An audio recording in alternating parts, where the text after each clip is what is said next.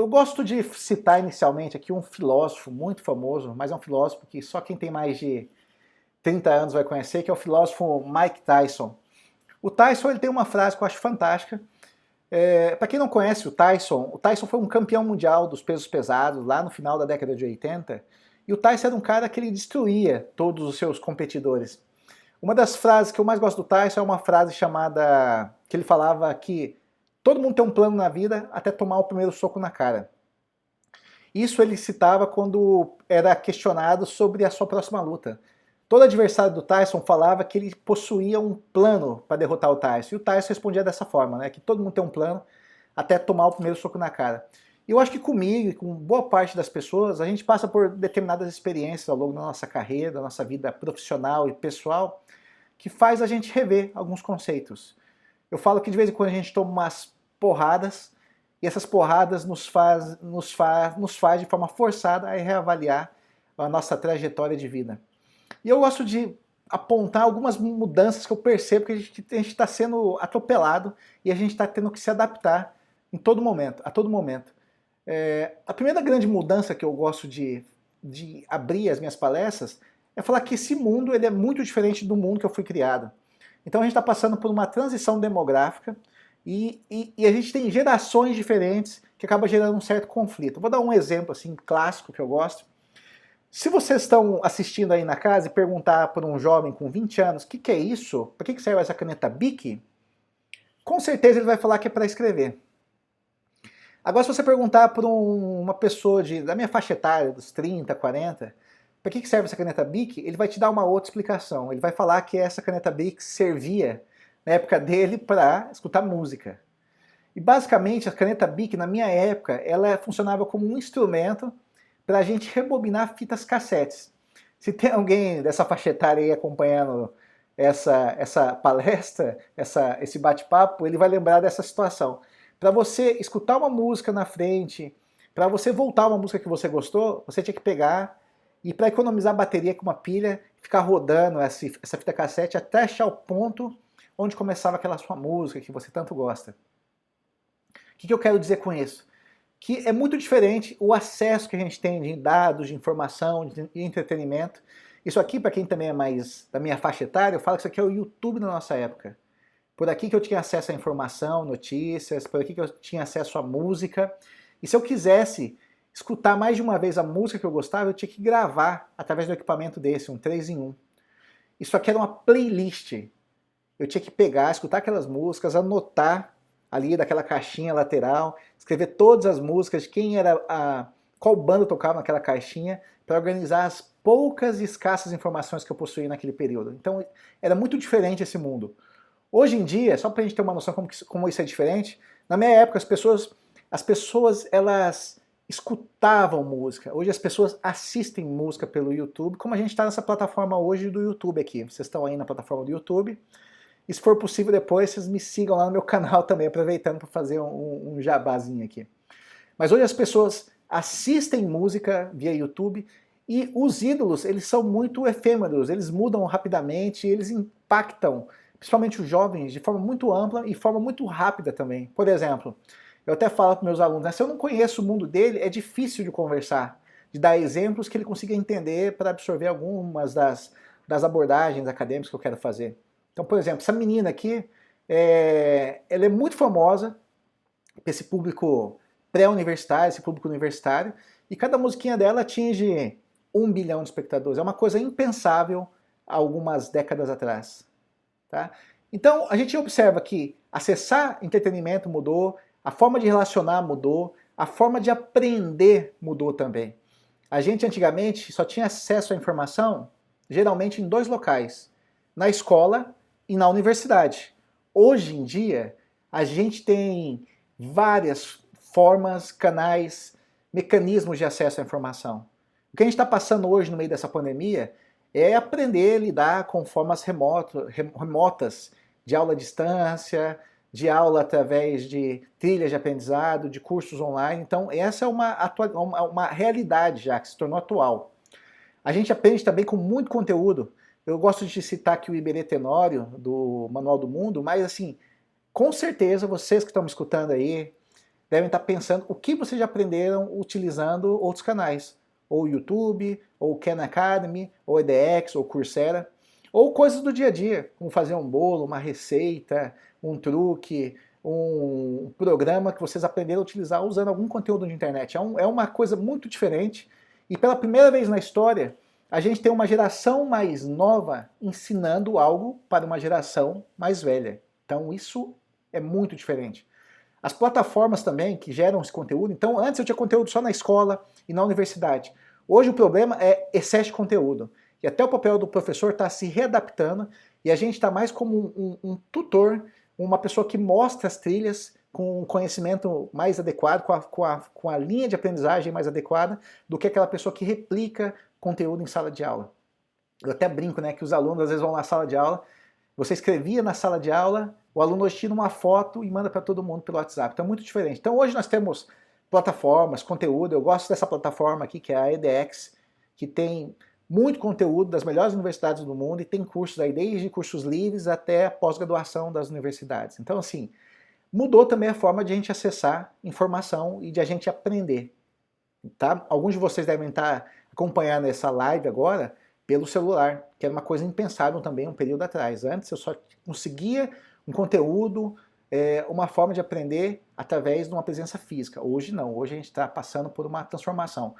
Uma terceira transformação importante, que aí é uma área que vai chegando que eu gosto muito, é que o mundo dos negócios está mudando também e a tecnologia está fazendo essa transformação ser cada vez mais rápida. Só para a gente entender como essa transformação ela foi muito rápida e a gente perdeu também a referência, quando a gente pega uma Apollo lá na década de 60 que levou o homem para a Lua e comparo com qualquer telefone, um Xiaomi, por exemplo, eu consigo ver que qualquer telefone que vocês estão na mão aí ou estão me assistindo, eles têm quase que 4.000 vezes a capacidade de processamento de dados de um foguete que levou o homem à Lua há 5 décadas atrás. Só para você ver como que a capacidade de processar informações e de hardware evoluiu nessas últimas décadas. Mas o que isso traz? Ela vai trazer algumas mudanças radicais. Primeiro, tecnologia mais barata, hardware mais barato, capacidade de processamento mais barato, nuvem mais barato, facilita algumas tecnologias que eram teóricas, lá na década de 50, a serem empregadas no nosso dia a dia. Por exemplo, quem conhece a Siri, quem conhece a Alexa, quem usa sistemas de chatbot, quem usa Instagram, quem usa Facebook, sabe do que eu estou falando. Então, a máquina acaba aprendendo contigo, ela acaba encontrando seus padrões, e hoje isso é muito mais fácil de ser utilizado por vários segmentos empresariais. O que isso acaba trazendo? Acaba trazendo uma grande quantidade de produtos, serviços, novas empresas, desse formato de utilizar novas tecnologias para resolver problemas clássicos. Então, eu gosto de falar muito de startups. A gente observa que o mundo, nos últimos anos, foi transformado por algumas empresas que mudaram a nossa forma de conviver. Airbnb, o Facebook, o WhatsApp, o Instagram, o Uber, que revolucionaram alguns segmentos. Eu gosto de citar outros exemplos também no setor bancário, a gente tem um Nubank da vida. Então essas empresas, que geralmente são empresas que foram formatadas por jovens, que identificaram problemas, e o que diferencia essa startup é a forma como eles testam mais rápido soluções para resolver problemas do cotidiano. Antigamente a gente ensinava os alunos, os estudantes, que você não podia errar, você tinha que fazer um excelente planejamento empresarial antes de abrir um negócio, e o que a gente vê hoje nesse novo formato de empresas de tecnologia, principalmente de base tecnológica, é que você é incentivado a testar rápido, errar rápido, para você aprender rápido. Então, esse aqui é um evento que eu fui, acho que 2 anos atrás, lá na USP, é o SciBiz, e quando você começa a olhar os proprietários de algumas empresas que vocês conhecem, o iFood, a Uber, deixa eu lembrar aqui, a CargoX, você vê jovens, tá, com menos de 35 anos, que conseguiram identificar problemas que eram problemas comuns a uma grande quantidade de pessoas e conseguiram implementar soluções inovadoras usando novas tecnologias. Então isso acaba transformando grandes mercados. Hoje, por exemplo, a gente tem um banco que mais cresce no país, que é o Nubank. Eu não lembro agora, mas o Nubank acho que abre 60 mil contas sem ter contato humano, através de mecanismos automatizados. Ele tem hoje acho que mais de 20 milhões de clientes, e isso é uma revolução para um setor extremamente tradicional como é o setor bancário. Hoje, numa era de distanciamento social, de pandemia, a gente começa a rever a necessidade, por exemplo, de presença física de agências, de estruturas físicas. A gente começa a rever a necessidade, o trabalho de todo mundo se concentrar no mesmo local numa empresa. Então, isso é um exemplo de diversos segmentos. Outro segmento que eu acho fantástico é o segmento de entretenimento. Hoje a gente tem Amazon, a gente tem Netflix, a gente tem hoje Disney, a gente tem vários mecanismos de streaming que levam conteúdo, ESPN Watch, Globoplay, Globosat Play, Fox, a gente tem essas plataformas de streaming que levam conteúdo, oferecendo mais comodidades para as pessoas. Como assim, eu lembro da minha época lá, quando eu tinha que ir numa locadora, eu tinha que rebobinar a fita, eu tinha toda uma série de procedimentos há uns anos atrás para conseguir ter acesso a conteúdo, informação, entretenimento que vocês têm hoje disponível na palma da mão. E olha só como que essas coisas mudam, segmentos importantes, segmentos tradicionais. Eu conheci também lá em São Paulo uma empresa chamada Smart May. Essa empresa é uma empresa que ela concorre com pequenos escritórios de contabilidade. E basicamente ela faz alguns serviços que os escritórios de contabilidade fazem, mas ela não tem custo. Ela tem uma parceria com os bancos e ela abre CNPJs, controla impostos federais, faz o controle contábil da empresa e o custo é zero. Ela cobra por alguns serviços. Então você começa a pensar assim, opa, esse negócio aí de escalabilidade, esse negócio de uso de novas tecnologias, automação, inteligência artificial, isso sim impacta o formato das empresas e impacta também a demanda por profissionais das empresas, que é o que a gente vai falar mais para o final. Um outro exemplo que eu gosto de dar, essa empresa é uma empresa francesa chamada Wonder Legal. Essa empresa francesa, ela tem praticamente qualquer documento legal no mundo por um preço simbólico. Então você encontra documentos legais, ela atua em 42 países e qualquer documento legal tem um valor entre 5 e 40 dólares. Então é uma coisa que antes era muito manual, é uma coisa que eu tinha que fazer uma busca, eu tinha que buscar o perfil do juiz que vai julgar, buscar a jurisprudência, buscar os cases. E hoje você faz uma busca numa plataforma como o ROS da IBM, como a Wonder Legal, e você se assusta como que a tecnologia consegue fazer algumas coisas muito mais rápido do que o homem. Então, principalmente quando é busca de informações, compilação, tratamento de dados, a gente usa a tecnologia como uma ferramenta e não como uma competidora direta. Mas isso impacta. Então, eu trouxe um exemplo aqui do agro também. Isso aqui A gente começa a pensar assim, você está tendo tantos avanços em carros autônomos, inteligência artificial, será que isso também não vai chegar em outros setores, como o agro? A gente sabe que o agro utiliza muita tecnologia embarcada nos equipamentos, no planejamento do plantio, na colheita, na distribuição dos insumos, dos defensivos. E quando a gente começa a observar que essas tecnologias começam a se adaptar para segmentos tradicionais, como a agricultura, eu começo a me questionar. E a gente olhando alguns protótipos da Case, da John Deere, eu falo assim, para que a gente vai ter um operador numa máquina dessa, se é possível fazer à distância, quando eu tiver conectividade, que é um grande problema no Brasil. Mas com a chegada da tecnologia 5G, esse problema vai fazer parte do passado. E aí a gente vai ver uma rápida aceleração do uso de automação para alguns equipamentos agrícolas. Então isso já está bem claro. A gente vê também o uso de drones, tá, como uma nova tecnologia de hardware que pode ser utilizada em vários e vários segmentos, segurança, entretenimento, transmissões esportivas, fotografia, monitoramento. Um exemplo que eu gosto de dar aqui é esse aqui que utiliza drones, você pode usar câmera para fazer monitoramento de animais, rebanhos, identificação de patologia, identificação se os animais estão no cio, fazer contagem por fotogrametria facial. Então, existe já algumas aplicações que já estão sendo bem utilizadas em determinados segmentos, principalmente suinocultura, bovinocultura de aplicação intensiva, principalmente em confinamentos. E isso não é coisa que vai chegar, é algo que já chegou. E aí um outro soco que fez esse processo se tornar mais rápido, se a gente parar para pensar, é esse processo que a gente está passando agora, que foi a pandemia. Então, eu comecei a ter noção do impacto de uma pandemia como a que a gente está vivendo, quando você abre a tela e vai ler a notícia e fala que a Olimpíada, que é o maior evento esportivo do mundo, acabou de ser cancelado. Aí você começa a falar, para aí, A Ásia já passou por outras pandemias extremamente graves, só que você começa a cancelar, você começa a ter fechamento dos países, decreta os decretos de lockdown e quarentena forçada. Então isso começa a mostrar a seriedade.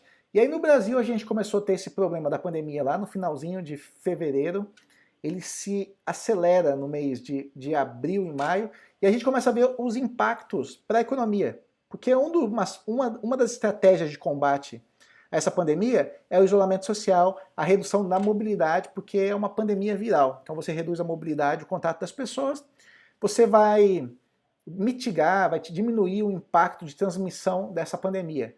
Entretanto, olha só o que acontece. Isso impacta diretamente aqueles segmentos econômicos que dependem da mobilidade, dependem da interação social. Isso é muito, muito difícil de lidar. Então a gente vê nesse gráfico aqui como que houve um impacto severo para vários segmentos econômicos. A gente olha o segmento de veículos. Eu peguei um levantamento da Google, que não está aqui nessa palestra, mas em vários estados, quase que 50% das prestações de serviços foram reduzidas nesse período inicial da pandemia, porque as pessoas pararam com a sua mobilidade e aumentaram o distanciamento social. E olha como que isso impacta na economia. A gente tinha uma expectativa de crescimento lá em janeiro, a expectativa para o final de 2020 era de crescer 2%, chegou agora, nesse mês agora de julho que nós estamos conversando, agosto, uma expectativa de crescimento de menos 6%. Então o PIB, em vez de crescer 2%, ele vai encolher menos 6%. Um impacto de quase 8%, que é um impacto muito grande. E aí a gente começa a analisar e começa a se analisar também como que a minha profissão vai se adaptar a esse novo normal, que a gente não sabe como vai ser, a gente não sabe se essa pandemia vai ter ciclos, se vai acontecer a criação de uma vacina nos próximos meses, a gente não sabe como as pessoas vão voltar a se comportar. Será que eu vou ter os mesmos padrões de consumo que eu tinha anteriormente? Será que eu vou ter os mesmos padrões de interação social? E aí a gente começa a ver que esses impactos começam a se distribuir de forma heterogênea entre os segmentos econômicos. A gente sabe que o segmento de turismo está sofrendo muito, o segmento de transporte aéreo, o segmento de serviços está sofrendo bastante. E isso parte de cada um analisar como é que o meu segmento está respondendo e como é que ele vai se adaptar a esse novo cenário, a esse novo normal. Um exemplo que eu gosto de trazer muito para a gente discutir isso, sobre profissões de futuro, olha só, antigamente a gente pensava assim, eu vou ter uma formação acadêmica, eu vou prestar um concurso, eu vou fazer um processo de trainee, eu vou abrir uma empresa, eu vou ter uma sede, aí as empresas começam a pensar, para que eu vou ter sede? Se eu estou testando agora home office e está funcionando para determinados segmentos. Se eu estou criando novos canais de comunicação, de venda, de pós-venda. Então, a gente começa a analisar isso. E aí eu vejo o Twitter, quando o Twitter anunciou que ele não vai pedir o retorno dos funcionários para a sede, porque está funcionando. E muitas empresas, inclusive aqui no Brasil, você pega a XP Investimento, está até com a ideia de mudar a sede para o interior ou manter os funcionários em home office. E aí a gente vê novas rotinas sendo criadas na empresa, reorganização da estrutura. Para que eu preciso ter uma sede tão grande? Será que isso não poderia fazer de uma forma remota? Será que eu não tenho um sistema que aumenta a produtividade? Principalmente em grandes centros, onde as pessoas gastam muito tempo de deslocamento, está sendo uma bênção essas novas formas via home office. E outra coisa, muitas empresas que tinham restrição a se adaptar, a usar tecnologia, usar trabalho remoto, eu posso pegar a minha universidade, a gente tinha uma grande dificuldade no ensino à distância, agora a gente vai ter que fazer isso até que de uma forma obrigatória. E eu acho que isso é um avanço, porque a gente vai trazer alguns projetos que nós estaríamos implantando lá no futuro, a gente está trazendo para agora. Então, isso eu vejo como um ponto positivo. Outra coisa que a gente observa, as pessoas estão sendo obrigadas a aprender ferramentas. Ferramentas de produtividade, ferramentas de teleconferência, ferramentas de controle de projeto. Então, isso foi também uma mudança muito forte nesse período de pandemia. O próprio governo está tendo que adaptar os seus serviços. Um exemplo que eu gosto de trazer aqui é o exemplo dos cartórios. Então, assim, fechando com esse exemplo do cartório, eu quero mostrar que adaptabilidade e criação de comodidade para os usuários está sendo um ponto-chave hoje em dia da sobrevivência dos negócios. Aquelas empresas que tiveram uma melhor capacidade em se adaptar, em criar valor na comodidade para os seus usuários, para os seus estudantes, para os seus colaboradores, ela vai conseguir ter uma melhor resiliência nesse momento onde essa crise está fazendo todo mundo tendo que se adaptar. Então, como eu disse, comodidade e adaptabilidade são palavras-chave para as empresas e também para as pessoas, para os profissionais. A gente está vendo as escolas, no mundo inteiro as escolas estão voltando. Como voltar? A gente não sabe. Então vai ter que ter muito teste, muito jogo de cintura, muita solução criativa, e aí as pessoas não têm uma solução pronta, as empresas não têm solução pronta, a universidade não tem uma solução pronta.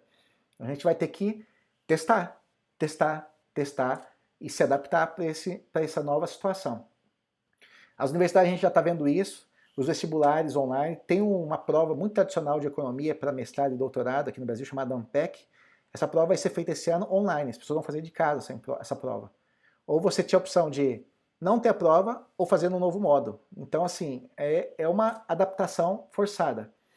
E aí surge também uma série de oportunidades. Oportunidade de logística urbana, oportunidade de criação de novos EPIs, oportunidade de novas formas de entretenimento. A gente está vendo hoje, com o retorno de algumas atividades esportivas e entretenimento, as pessoas tendo que se adaptar. As lives, que foi essa criação dessa nossa pandemia. Então foi adaptação. Até gosto de falar de um produto que eu acompanhei de entretenimento, que foi um show de um rapper que foi dentro do jogo Fortnite, mas era um show de música dentro de um jogo. E eu achei a experiência bem legal e é uma solução que foi criada. A gente viu muitos restaurantes tendo que adaptar para delivery, muitas lojas criando canais no Instagram, canais no WhatsApp, muita gente usando chatbot. Então é uma necessidade de adaptação que a gente está passando. E aí bate aquele desespero, né? Poxa, professor, eu nem terminei meu curso na faculdade, eu estou estudando, esse mundo já estava maluco, já estava difícil, agora chega a pandemia, dá um desespero. Eu falo que esse desespero que vocês estão sentindo, eu também sinto o tempo todo. E essa sensação ela não muda ao longo da sua vida. O que muda é a nossa maturidade em poder lidar com essa sensação. Eu gosto de falar para os meus alunos que quando eu entrei na faculdade, e quando eu comecei a dar aula lá em Santa Catarina, a gente tem um falso poder de controle. E eu falava muito para meus alunos que eu gostava de falar para eles que vocês vão ter uma formação em 5 anos, essa formação vai te dar uma capacidade, você ter um emprego numa determinada empresa que vai garantir o seu futuro. Hoje eu sei que isso está muito longe da realidade, e eu sou bem sincero com meus alunos, eu falo que todas essas habilidades que ele está desenvolvendo na universidade vai fazer com que ele tenha capacidade de navegar nesse mundo em transformação, que eu nem sei como vai estar daqui a 5 anos. Como eu não sabia que a gente ia ter uma pandemia em 2020, eu não sei o que vai acontecer em 2021, não sei o que vai acontecer em 2023. Mas eu quero que ele tenha habilidades, skills, que ele possa navegar, se adaptar e conseguir entender esse mundo em transição. Esse acho que é o meu objetivo. E aí quando eu vou falar disso, algumas das habilidades que eu falo para o profissional do futuro, uma sensação que a gente sempre tem também, que eu acho que a gente é enganado pelos nossos pais lá quando a gente é muito jovem, a sensação que a gente vai parar de estudar algum dia na vida. Isso é uma coisa que não vai acontecer. Como eu mostrei para vocês, a gente está passando por uma série de transições. Essas transições elas são muito rápidas, estão ficando cada vez mais curtas, e elas demandam uma nova série de conhecimentos. E aí, a capacidade de aprender, ela se torna essencial hoje, nesse mundo extremamente competitivo para determinadas funções.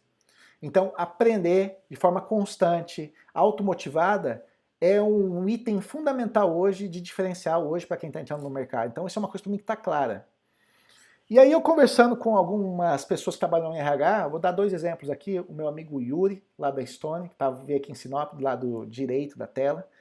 Ele foi fazer um bate-papo sobre como que ele entrevista os futuros profissionais que vão para a Stone. Inclusive, ele é responsável por essa regional, Mato Grosso do Sul, Rondônia. E eu também conversando lá no INSPER com a diretora global de RH da Siemens. Uma coisa que me chamou muita atenção nesse bate-papo eles falam assim, formação técnica, todo mundo tem igual. Eu vou ter 60 engenheiros para ir lá para Siemens, eu vou ter 300 pessoas com curso superior querendo ir na Stone. Então, gente com hard skill, a formação técnica, o cara que é bom em pesquisa operacional, em matemática financeira, em marketing, todo mundo tem esse nível de conhecimento. Mas eles falam assim para mim, olha, o que diferencia as pessoas são essas habilidades socioemocionais. A capacidade de aprendizado, a resiliência, a automotivação, a disciplina. Isso você não aprende no banco da escola, você não aprende no banco da universidade.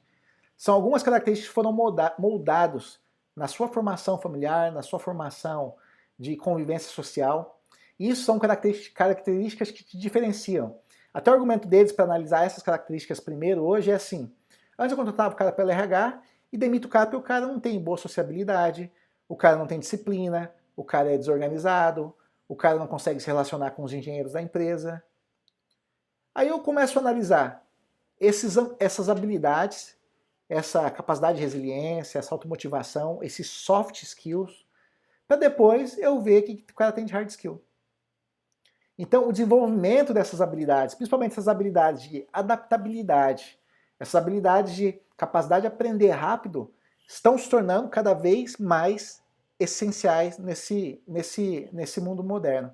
E uma coisa que eu gosto de falar, que o Yuri me fala assim, que eu achei fantástico, antigamente a gente ia pedir um emprego, ia para uma contratação, você deixava um currículo, a pessoa vai ler seu currículo, depois te liga para uma entrevista, e ele me explicando que hoje você tem uma forma de fazer entrevista que as próprias pessoas da empresa, não os psicólogos da empresa, os próprios funcionários entrevistam para ver se a pessoa tem um perfil que se adapta com o perfil daquela empresa. Essa é uma primeira coisa que eu achei extremamente importante.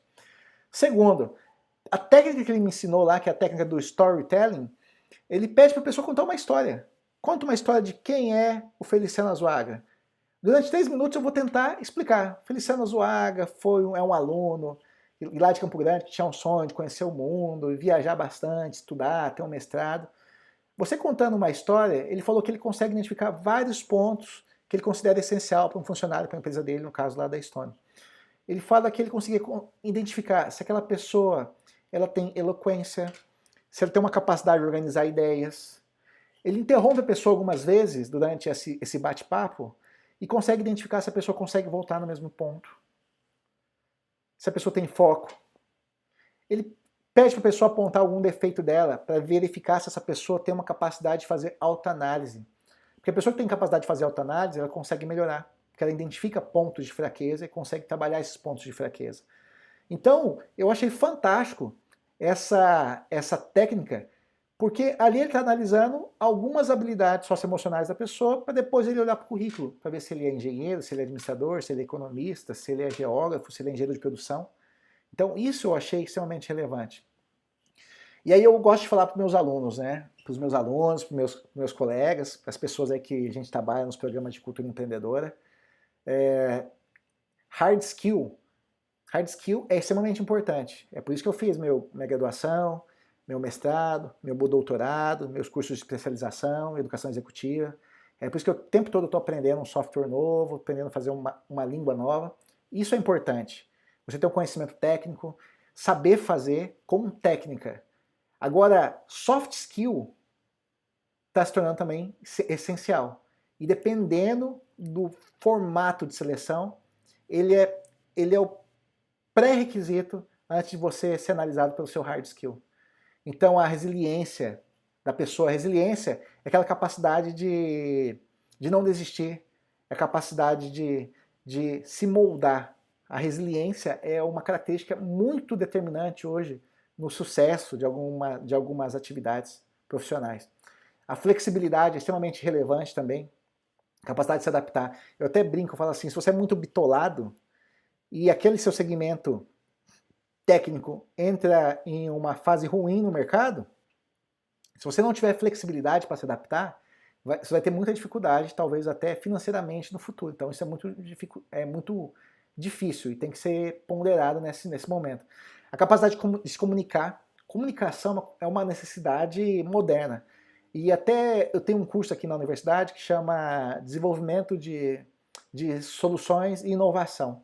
E aí eu dou algumas oficinas de soft skills para meus alunos e hard skills. Eu peço para os alunos apontarem o que eles querem aprender porque eu tenho que saber o que eles se interessam também. E aí, no ano passado, uma das demandas que vieram dos alunos é comunicação. Não adianta, às vezes, você ser um gênio, ser um excelente técnico, ser um cara com QI elevado, se você não consegue se comunicar, não consegue transmitir a informação. Isso é extremamente importante, saber se comunicar bem, saber trabalhar em equipe, saber montar a equipe, saber buscar pessoas com perfis complementares. Então isso é muito importante nesse perfil de um profissional do futuro. Outra coisa, essa capacidade de liderança, ética, e junto com ética eu gosto de ressaltar também empatia. A gente está num mundo hoje que todo mundo quer ser dono da razão, as pessoas têm dificuldade em escutar, e eu lembro da palestra da Siemens, eles falaram que, como a Siemens está em 70 países, você tem que entender outras culturas, outras religiões, outros pontos de vista. É importante essa capacidade de entender pensamentos opostos e agregar, e não segmentar. E empatia é uma característica que está muito em falta hoje no mercado. As pessoas perderam a capacidade de escutar. Todo mundo quer ter razão, todo mundo quer falar, todo mundo quer dar palpite sobre tudo, principalmente das áreas que não conhece, e isso é muito danoso atualmente. E um último ponto que eu falei, espírito de equipe. Trabalhar em equipe hoje é essencial, então isso eu nem vou me ater muito. E um ponto que eu acho que aí a gente está falando muito, principalmente aqui no Brasil, enquanto o mundo inteiro está nessa discussão de o mundo está passando por um processo de transformação, de chegada do 5G, que vai modificar essas estruturas tecnológicas que nós temos hoje, vai se tornar muito mais barato, muito mais rápido. Isso vai possibilitar o aumento da automação, do IoT, da indústria 4.0, da agricultura digital. Só que conversar com máquinas, programar, também vão se tornar uma necessidade essencial para um profissional do futuro. Eu até gosto de falar, antigamente, quando eu me formei como economista, se eu soubesse só a teoria econômica nos livros, eu era considerado até que um economista bom. Hoje, se eu não sei ferramentas, se eu não sei mexer com status, se eu não sei mexer com ArcGIS, se eu não entendo análise de dados, se eu não entendo algumas ferramentas básicas como Python, como R, eu não sou considerado um economista razoável. Então, o que eu quero dizer com isso? O Brasil está muito atrás porque a gente não é preparado a também aprender linguagem de programação, lógica de programação, algoritmo, lógica. Então isso nos traz, em comparação a outros profissionais em outros países, um gap quando a gente vai competir com esses profissionais. Porque esses profissionais, vamos pegar um exemplo que eu gosto de dar no gráfico, você pega lá na Suécia, por exemplo, hoje quase que mais de 80% dos suecos sabem resolver problemas usando programação. Tá? Um dado de 2015, esse número deve ser maior hoje. Você pega a questão Suécia, Finlândia, Canadá, você pega na Inglaterra, os menininhos estão aprendendo lá lógica, algoritmo, linguagem de programação lá no ensino básico. Então, isso é uma dificuldade na formação educacional do brasileiro que vai gerar um impacto negativo muito grande na competitividade por posições em empresas globais. Porque a gente tem que lembrar também, a gente já tem dificuldade da língua, que muitos dos nossos estudantes que estão escutando não têm acesso a uma língua estrangeira fluente, então isso já dificulta entender essas conexões globais, esses novos mercados, essas novas demandas por profissionais. E a gente tendo essa deficiência também na formação eles falam nessa formação em alfabetização digital, isso nos deixa numa posição menos vantajosa na competição. Então isso também é uma necessidade que eu falo para vocês focarem. Então, para a gente fechar nosso bate-papo, eu acho que vocês têm que focar no desenvolvimento de soft skills. A universidade deve oferecer vários programas de extensão, atividades como essa, para você debater, discutir, aprender novas habilidades. E aprendam, por favor, habilidades que não são das suas áreas. Engenheiro não deve só conversar com engenheiro. Agrônomo não deve conversar só com agrônomo. Eu acho que o maior crescimento que eu tive na minha vida foi quando eu fui trabalhar, saí do departamento de economia, fui trabalhar no departamento de engenharia de produção e no departamento de computação. E até hoje eu sempre procuro estar trabalhando em departamentos, no meu departamento, mas em departamentos fora, porque eu sempre estou agregando um conhecimento adicional. participando de eventos de tecnologia como Startup Weekends, Hackathons. Então, buscando novas habilidades. Você tem dificuldade em se comunicar? Vai fazer um curso de oratória. Você tem dificuldade em mexer com software gráfico? Vai fazer um curso desse software. Não entende sobre pesquisa? Vai participar de um projeto de pesquisa, um projeto de extensão da sua universidade. Então, utilize o seu tempo de uma forma mais produtiva, porque esse é o momento de você estar fazendo a sua formação básica. Lá na frente, quando você estiver no mercado, você vai ter um custo de oportunidade entre trabalho e formação muito mais alto. Talvez você não consiga fazer as duas coisas ao mesmo tempo, e aí isso é muito mais custoso. Eu até brinco, né? Um professor, que foi professor meu, da professora Tatiane, lá em Barra do Bugres, ele falava pra gente que a universidade, ela te dá portas, te dá opções. Às vezes você vai ter a mesma oportunidade do seu colega que está do seu lado. Você talvez vai aprender muitas habilidades novas, muito conhecimento novo que vai ser útil ao longo da sua vida, profissionalmente e pessoalmente. E às vezes o seu colega, que teve a mesma oportunidade, vai ter aprendido a simplesmente jogar truco. Então, assim, eu sei que jogar truco é legal, mas você tem que saber que tudo tem o seu tempo e tudo tem seu custo. E desenvolver novas habilidades é para ser feito nesse momento da sua formação. Busque também aprender uma linguagem de programação, é extremamente essencial. R, Python, qualquer linguagem, JavaScript. Busque também aprender uma língua estrangeira. Eu acho que de hard skill, essas duas habilidades técnicas são essenciais. Você vai se avaliar em qualquer programa de trainee por raciocínio lógico e língua estrangeira no primeiro teste. Então isso é essencial e, como eu disse, para fechar, busque o desenvolvimento das suas habilidades socioemocionais. Aprenda a escutar, aprenda a fazer autoanálise, aprenda a corrigir seus erros, aprenda a conversar com as pessoas, faça coisas fora da sua área, porque isso sempre vai te agregar e vai ser um diferencial lá. E também monte o seu LinkedIn. Monte seu LinkedIn para que as pessoas te encontrem. Tá? Esse negócio de distribuir currículo já acabou faz muito tempo. Então monte seu LinkedIn, coloque o que você faz, o que você participa, suas habilidades, escreva lá. Eu acho que isso é essencial hoje para quem quer se tornar um profissional do futuro.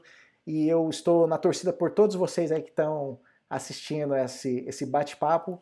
E a gente já vai conversar ao vivo daqui um minutinho.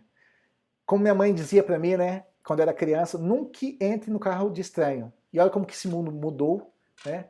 Hoje em dia a maior empresa de transporte do mundo é o Uber, que só tem gente estranha.